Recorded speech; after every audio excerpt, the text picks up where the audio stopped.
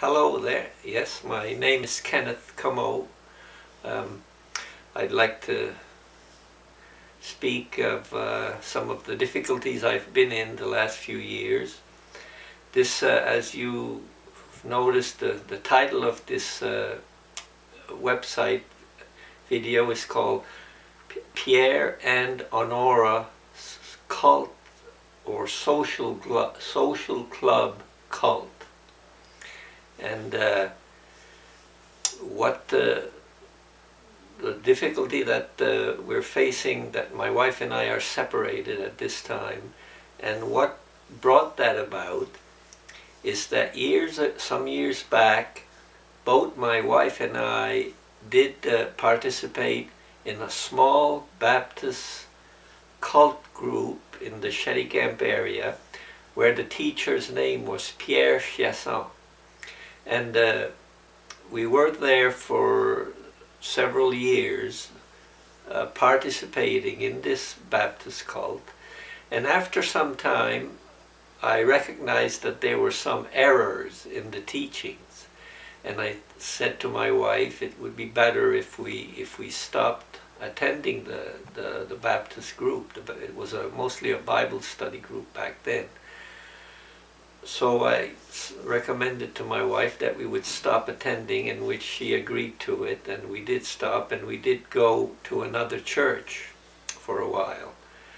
And but after some time, the church we were going to was out of the area there, and we had 5 school-aged children. So after a while, my wife said to me, it was the winter, the start of December, and my wife said we could return back to the Baptist group. So at first I wasn't sure what to say, how to respond to that, but then I thought to myself, well, I knew there were some teachings were not correct, but I thought to myself, well, I know the difference.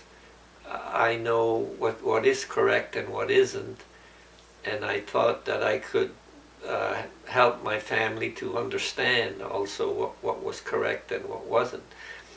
So we did go for 2 months, that December of that winter and January. We did go for 2 months to the Baptist group, and after 2 months I got more familiar of some teachings that were not correct. So I told my wife a second time it would be better to stop attending. And so we did. We stopped attending. This is years ago, way back in the winter of 1996, 97. This is like about 20 years ago. So at the end of January 1997, we did stop attending that group. But what I did not realize personally, was how interested my wife was in the group. I didn't realize what it meant to her and how important it was. Like myself personally, I had come to see some errors in the teachings, but my wife didn't. When we went those 2 months, she got familiar again with old friends, and she agreed with these teachings more than I did. So when we left that group at the end of that January, my wife felt bad, and I was not aware of it. And so several months later, in early May of that spring, we separated. And so my wife returned back immediately with that group, her and the 5 children. And at that time, there was only about 5 or 6 people in this small Baptist Bible study group in the Cheticamp area. This is way back in 1997. So there was only 5 or 6 people attending. And so with my wife and 5 children returning back to the group, this doubled the amount of people there. So the Baptist cult leader, Pierre, he was very pleased to see my wife and children back there and welcomed them with open arms. And so since that time, several times I have asked Pierre to help to restore the marriage, and he doesn't want to help at all. He doesn't. The last time I spoke to him was in the spring of 2015. This would be 2 years ago. I called him up on my cell phone and I asked him to help to restore the marriage, and he didn't want to help at all.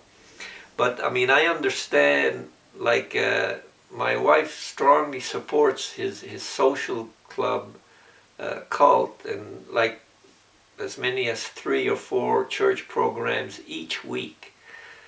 So she's a strong supporter of the cult, and Pierre just loves that, so he doesn't want to help to restore the marriage at all. So he treats my wife as a single woman, and he's convinced her that it's okay to disregard the marriage. And like when we did separate back in early 1997, there was another associate pastor working with Pierre. He was even our marriage counselor. And I was speaking to him shortly after the separation there in 1997. We were speaking in one of our vehicles in the parking lot of the school there, the public school in Cheticamp. And I told him, I said, my wife is not justified in being separate from me at this time. And this associate Baptist pastor said, well, oh yes, she is, he said. He said, you were trying to prevent her from having fellowship with other Christians, and now she's able to go. She's put God first in her life. So he was making it out that by Honora choosing to be separate from me in order to attend this small Baptist group, they had convinced Honora that she was putting God first in her life and that it was okay. We were going to another church, and we were a Christian family. We were saying grace at the table and that, and having a Bible reading after supper. Like, I do not agree that that was putting God first the way she was doing it. But these 2 Baptist pastors had convinced my wife that she was putting God first. So it has caused difficulty through the years. So in this video I'm saying there are 3 different situations where Pierre disregarded marriages. So that's the first situation. Situation number 2 is there was a couple in the Cheticamp area. The husband's name was Ernie DeLosa, and his wife's name was Judy DeLosa. And when I was in Bible studies with Pierre, this couple did come occasionally. They were not regular attending people, this couple, but they would occasionally come to Pierre's Bible study group. Now, later in time, this couple also separated. The wife walked away from her husband. So later yet, she met another man, and they were living in adultery, and came and attended the same Bible study, Pierre's Bible study group. They came there and in adultery and were attending the Bible study group. So that didn't appear too good at a Bible study group. So what happened, the wife just got a cheap divorce, and then Pierre married them so that it would appear better at the Bible study group. So this went on, and I didn't think that was a correct thing to do, because Pierre personally had met this couple. The husband was at home, living by himself at their home in Petit-Étang, which is just north of Cheticamp. He was living at home, and I went to visit him, and I asked him, I said, why did your wife leave you? And he said to me, he said, well, I wanted her to come with me to visit relatives, my relatives in Ontario, and she did not want to come with me. So we got into an argument, and shortly thereafter she left. So I don't think that that was a good way that Pierre disregarded their marriage, and then to marry the wife, this Judy DeLosa, to another man. I don't think that was correct. But see, again, at that time, the cult group was small again. So by doing this, Pierre was gaining two other people in his cult, and the boyfriend there was Jean-Marc Poirier, which had a folk art business at the time. So he was making a nice amount of money. I personally knew this guy. So he was doing well with his business and that, and was giving a fair amount of tithe church money to Pierre. So Pierre was willing to disregard their marriage of Ernie and Judy, and the Bible principles on marriage, and in order to benefit and increase his cult group. So, as I mentioned, I was talking to Pierre on my cell phone in 2015, and I mentioned this. I said, before you married Judy there to another man, did you check with Ernie, like the reason for their separation? And Pierre said, no, I didn't. He said, I didn't know where Ernie was, like whether he was still in the area or not. Well, so I told Pierre on the phone. I said, well, Pierre, Ernie's still in Petit-Étang. I said, he's always been there. He's never moved out of the area. So Pierre had just said that as a cheap excuse to, But that time that I did visit Ernie there, we said a prayer that at some point his marriage would be restored and that. But by Pierre marrying his wife away, that didn't help the marriage restoration. So when I did speak to Pierre about this in the spring of 2015, if Pierre had wanted to, he could have gone to visit Ernie and somehow apologize for having married his wife to someone else, but Pierre didn't. And now Ernie's passed away. So he will have passed away grieving over the separation, and Pierre marrying his wife to somebody else to increase his cult didn't help Ernie at all to get his wife back. That would be situation number 2. Now there's a third situation again where I believe there's been a disregard for a marriage again. In this case it would concern or involve 2 other individuals named Jimmy Murphy and Heather Murphy. Now back in the winter of 2014 and 2015, I did attend Pierre's Baptist group in the Cheticamp area for several months, 2 to 3 months. At that time they were meeting at the Kinsman Hall in Belmarsh, which is about 1 mile just in back of Cheticamp there towards the mountain. And in that time when I was going to Pierre's group, they had advertised the men's prayer on a Saturday morning, men's prayer breakfast and prayer. So I went over. And at this men's prayer, we were taking turns saying an individual prayer around the table.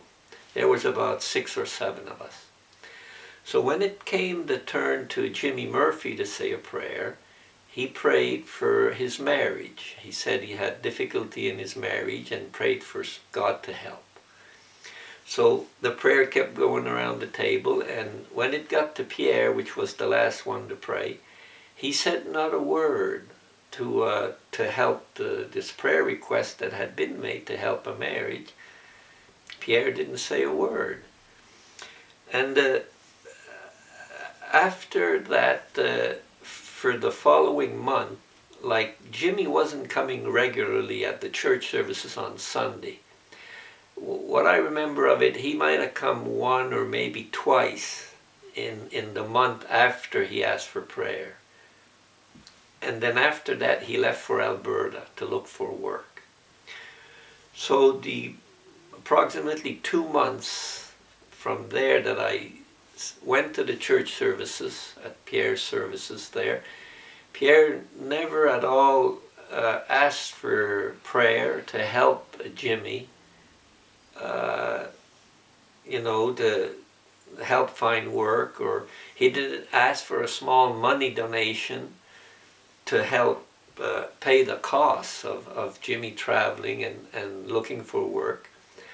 All I remember of Pierre saying on these, like the 2 months after Jimmy had left for out west, all I remember Pierre saying is one morning he said, Jimmy didn't find any work yet in Alberta, and now he's moved into Saskatchewan.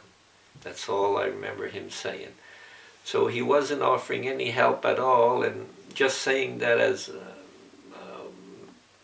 mention of gossip or something. It wasn't anything that was helping. And then so Jimmy never found work and came back to Cape Breton and wrote an email on the internet to his wife that he was going to go over to the Seal Island Bridge and jump off. So when his wife read that, she got in her car and drove over to see Pierre to tell Pierre. Rather than call 911, she went over to see Pierre. I guess Pierre meant more to her than 911.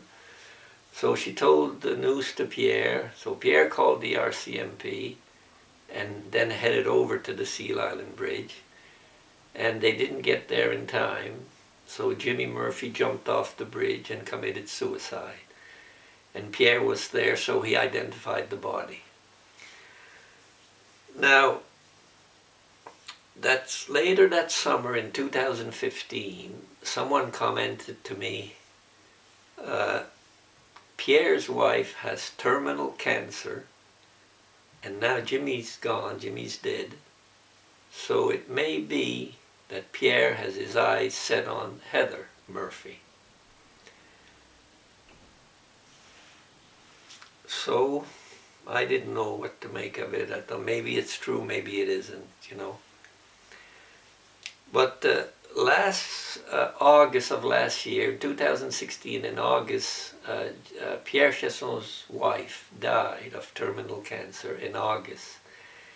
And in December 2016, I personally saw a video on Facebook that Pierre Chesson was given an engagement ring to Heather Murphy, Jimmy's wife, former wife. So usually when you give an engagement ring to somebody, usually you go out with them either at least 2 or 3 or 4 months. So if the wife, Pierre's wife, died in August and she gave him the ring in December, that's 4 months. But to go out 2 or 3 months, 4 months, when did they start going out together? Would it have been 3 or 4 days after Pierre's funeral, or was it the following week after Pierre's funeral? We don't know just how soon after the funeral they started going out together. But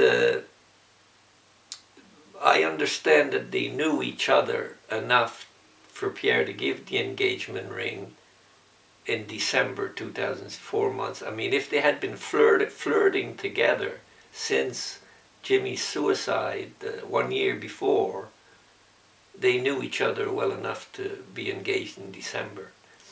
But, we don't know the details in that situation, how much was Pierre interfering in Jimmy and Heather's marriage at the time. This is like the third situation where Pierre disregards a marriage if the husband does not support the cult and the wife does.